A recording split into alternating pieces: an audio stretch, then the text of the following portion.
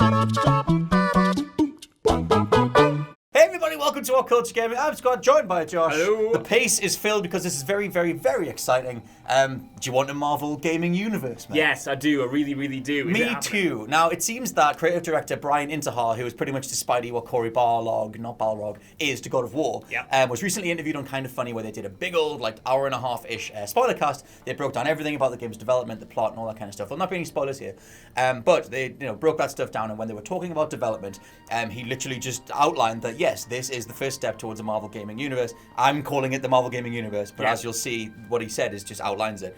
So yes, he said that they were in talks with Marvel, and he literally said, we literally talked about it since day one, and he referred to the Spider-Man game as gaming's Iron Man. Oh, that's so cool, man. Every time I hear him say it, and I've watched that clip a couple of times, when he mentions that Spidey is the gaming universe's Iron Man, it just sparks my imagination, because that means anything is possible. Yeah, and there's a few things to this, because he said that it was a huge risk for them, it was a huge risk for Marvel, and it's a huge risk for PlayStation. But he was talking about the impetus, the amount of stress put on him as the project, and Insomniac, because they'd never done like a brawler, like a full open world brawler before.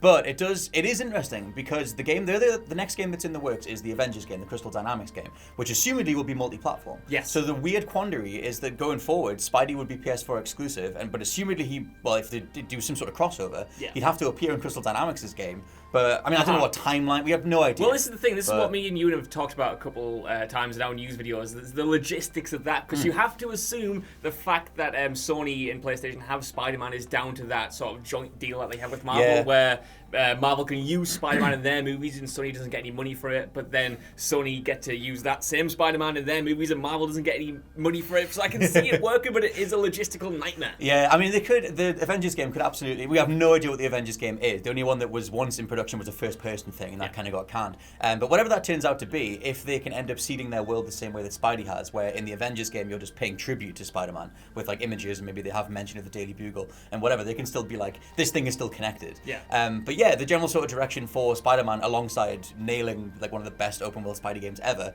And I think that's why in this game, there are references to other heroes, but you don't really get a sense of them in the flesh, which leaves the door open for these other studios, like the ones working for Square Enix, to come in and put their own spin on it, rather than Insomniac sort of dictating what their look and feel is going to be like in this game, and then they have to work off it. Rather, these studios make their own versions of these characters, and then eventually they can share the same world and come together. That's another thing is, a lot of the other, you get a sense that, there are certain heroes, active in this world. It's all very Easter egg heavy. You can go to Avengers Tower, you can go down and look at, Jessica Jones's Alias office, bits and pieces like that. But another part of this spoiler talk, and, another part of the video, not a spoiler, is they were talking about their plans, their specific plans for Spider-Man going forward. Like the idea of, sequelizing who's going to be in that. So they clearly have a handle on Spider-Man's side of things. And Insomniac, even though I think they're still classed as an independent developer, they're still Sony first party. They get to pick and choose their projects, but they're with Sony. But my point is, you still have this association of Spider-Man being with Sony, but the wider gaming universe it could be anything. Avengers, assuming he's going to be everywhere. I mean, I think it was Forbes did a write-up saying that Xbox should buy the rights to Iron Man. I saw that, actually. I don't know what I feel about it, because, I love this Spider-Man game.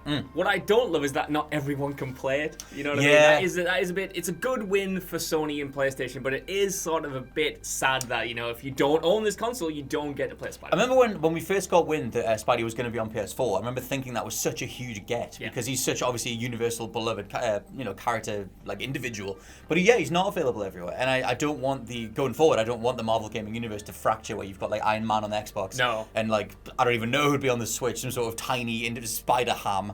I don't want I want that. I want him, Peter Porker. But yeah, I mean, I don't know, going forward, obviously it's all up in the air, and all I'm going off is the way that he described the development going forward. But it basically came across that he'd been in a whole bunch of conversations with Marvel executives, and if they get this one right, then we're going to see, the MGU. Well, you can see that planning not only in the Easter eggs, but like you said, this Spider-Man sets up a whole host of Spider-Man games to come afterwards. There are a crap ton of teasers in this game, and direct links to what is going to come after, whether it's DLC or sequels. It's very tantalizing, and it's clear that they've got a grasp on this world, and that obviously extends to the MGU as a whole. I'll ask you one thing, because you can go and check out our ending breakdowns and how this game does set up a potential Marvel Gaming Universe. That's before we knew that it was real. You can read all those kind of things, because what happens in the post credits is damn cool. Oh yes, it is. But you'll have to wait and see. I'll ask you one question: which hero would you want to have plugged into this universe?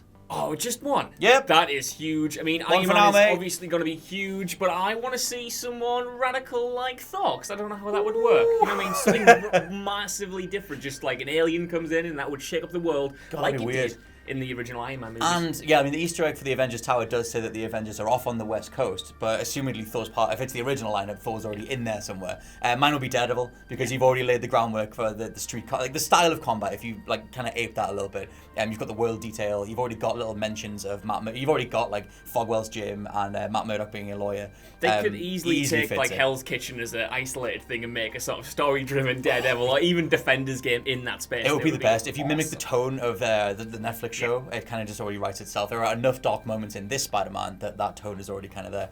But yes, let us know what you think down in the comments below. Which characters do you want to see going forward in the Marvel gaming universe, and are you already psyched for it as a thing? I've been Scott from WhatCulture.com. I've been Josh from WhatCulture.com. We'll catch you soon. Goodbye. Bye.